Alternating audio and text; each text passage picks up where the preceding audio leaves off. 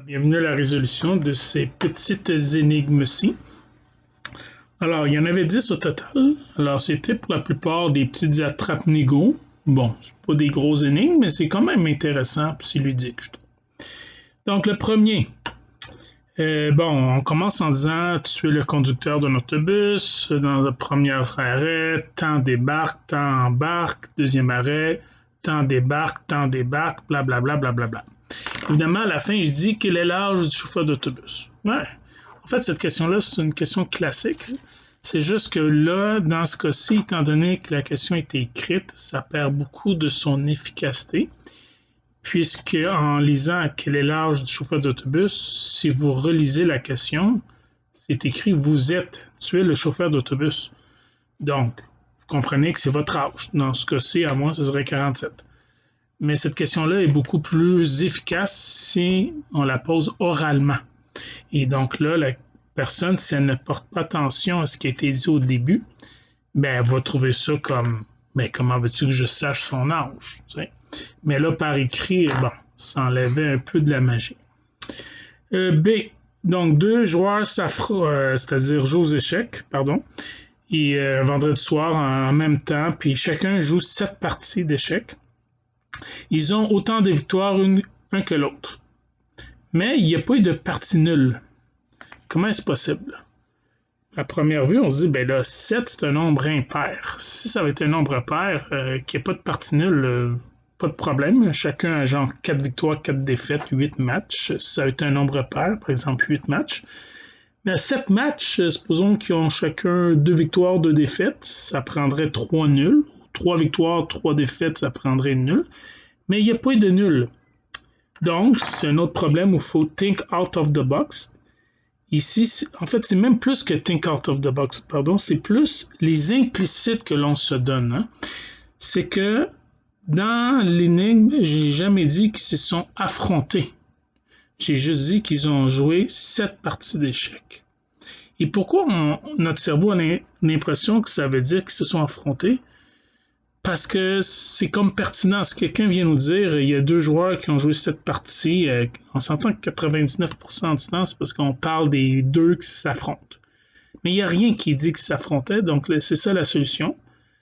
Ils ne s'affrontaient pas. Ils jouaient contre d'autres personnes ou ils ont joué contre eux quelques parties, mais ils ont eu d'autres adversaires. Donc là, ça se peut qu'il y ait autant de victoires sans avoir de nul. C. Alors là, c'était le classique, ça aussi. C'était 2 personnes qui, doivent faire une course, chacun sur son cheval. Et le roi disait, celui dont son cheval arrive en deuxième au point d'arrivée, c'est lui qui va gagner le gros lot. Le problème, c'est que là, il y a une course au début, chacun des deux se dépêche. Mais là, à un moment donné, ils disent, hey, je peux pas aller trop vite. Si je vais trop vite, mon cheval va arriver en premier. Puis c'est lui dont son cheval va arriver en deuxième. Puis lui, c'est lui qui va gagner le gros lot. Fait qu'il s'arrête. Et l'autre qui s'en vient pour le dépasser, il dit pourquoi qu'il s'arrête? Fait qu'il arrive au même raisonnement. Il dit il veut que je le dépasse pour que son cheval arrive en deuxième. Ah, petit futé. Fait que là, les deux sont bloqués là. Puis les deux disent vas-y, non, vas-y, toi, non. Fait que il n'y a pas de course. Fait que le sage leur a proposé une solution qui est une phrase de 3 mots et qui a permis d'avoir une course sans changer les règlements, évidemment. Il a tout simplement dit changez vos chevaux. Effectivement, si tu prends le cheval de l'autre, tu as tout intérêt à te dépêcher, donc à faire une course, pour que ton cheval, qui est maintenant à l'autre, arrive en deuxième. Et vice-versa pour l'autre, donc il y a une course possible. D. Alors, de parier à quelqu'un qui ne peut pas sauter par-dessus une corde qui est déposée par terre, à l'horizontale, tu sais, évidemment, tout le monde va se dire, oui, je suis capable, voyons donc, la corde n'a pas d'auteur, je la dépose par terre, je peux l'enjamber. Pas si vous placez la corde contre un mur. Ça me surprendrait que vous soyez capable de l'enjamber. Alors, c'était tout simplement ça la solution. OK. Paraît qu'il y a un mot de 11 lettres, 11 lettres différentes, paraît que c'est introuvable. Oui, effectivement, c'est introuvable. C'est le mot introuvable qui a 11 lettres et sont tous différentes. Alors, c'est vrai de dire qui paraît qu'un mot de 11 lettres différentes, c'est introuvable. Mais oui, c'est le cas. F, ben, tout simplement, un coq ne pond pas d'œufs. Ça ne pond pas. Donc, peu importe la direction du vent, ben, c'était ça la trappe. C'est pas une poule, on parlait d'un coq, c'est impossible. G.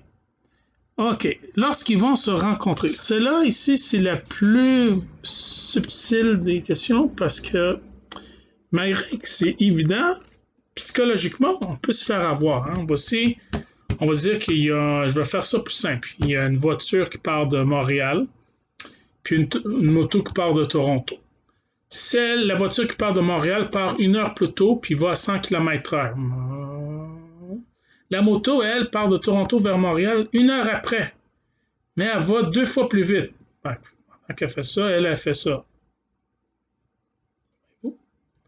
Donc, au moment où ils vont se rencontrer, lequel des deux qui va être le plus loin de Montréal? Ben, ils vont être au même endroit. S'ils sont au même endroit, les deux sont à la même distance. Mais ça, là, je peux vous garantir que je fais souvent cet exercice-là en donnant beaucoup d'informations complètement futiles parce que si ça donne à rien de dire quand est-ce qu'il part, à quelle vitesse qu'il va, même que souvent je dis il fait beau, dans ce cas-ci il fait soleil, il fait beau, il pleut, puis que bon, lui il va 2 fois plus vite, mais il part 1 heure plus tard ou 2 heures plus tard ou whatever, tu sais, vous pouvez dire ce que vous voulez, mais le fait est que lorsqu'ils vont se rencontrer, ils seront à égale distance, peu importe d'une des deux villes qu'on parle. C'est ça la réponse. Donc, les deux seront à égale distance de la ville de Bordeaux. H. Train électrique, fumée. Ça m'étonnerait qu'il y ait encore de la fumée pour faire avancer un train électrique. C'était ça la petite attrape. Le I. Ben, comment est-ce qu'une pièce de monnaie pouvait être gravée 32 avant Jésus-Christ? En fait, des pièces de monnaie existent bien avant 32 avant Jésus-Christ. Si le numismate, vous avez dit, c'est une pièce de monnaie qui date de 32 avant Jésus-Christ, bon, c'eût été suspicieux, mais plausible. Mais c'est pas quelle date, c'est que c'est gravé, il prétend que c'est gravé 32 avant Jésus-Christ. Si c'est gravé, ça veut dire qu'ils l'ont fait eux-mêmes. Et s'ils l'ont fait eux-mêmes, pouvez-vous m'expliquer comment ça se fait qu'ils savaient qu'ils étaient en l'an 32 avant Jésus-Christ? Comment ont-ils fait pour savoir que Jésus allait naître dans 32 ans, puis qu'il allait modifier leur année pour s'appeler 32 avant Jésus-Christ? En fait, c'est nous qui, lorsqu'on parle de cette année-là, on parle de 32 avant Jésus-Christ. Eux autres, ils étaient rendus à leur propre système de calendrier, là. C'est comme si nous, aujourd'hui, là, on est en 2020, puis un Messie, et je ne parle pas de Lionel ici, qui apparaîtrait en 2050. Un autre Jésus, un autre prophète, peu importe ce que vous voulez. Et que là, il va être très, très important, il va révolutionner l'histoire de l'humanité et tout. Puis que là, puisque c'est dans 30 ans, on graverait toutes nos pièces 30 ans avant Christ. Mais on ne sait pas. Fait qu'on écrit 2020 pareil. Fait que c'était tout simplement ça l'explication. Puis le J, ben où est-ce qu'on va enterrer les survivants?